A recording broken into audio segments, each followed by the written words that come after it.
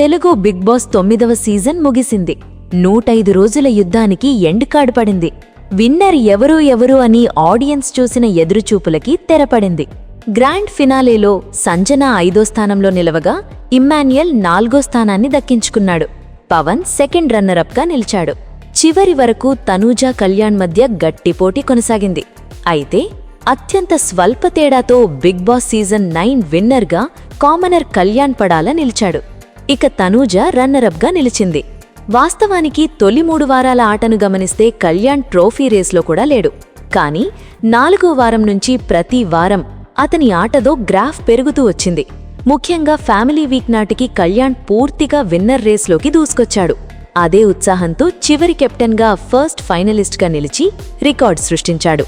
చివరికి big boss 9 విన్నర్గా నిలిచి ప్రేక్షకుల నుంచి జై జవాన్ అనిపించుకున్నాడు. విన్నర్గా నిలిచిన కళ్యాణ్కి 35 లక్షలు ప్రైజ్ మనీతో పాటు రాఫ్టేల్స్ నుంచి 5 లక్షల నగదు మరియు మారుతి సుజుకి విక్టోరస్ కార్ను కూడా సొంతం చేసుకున్నాడు.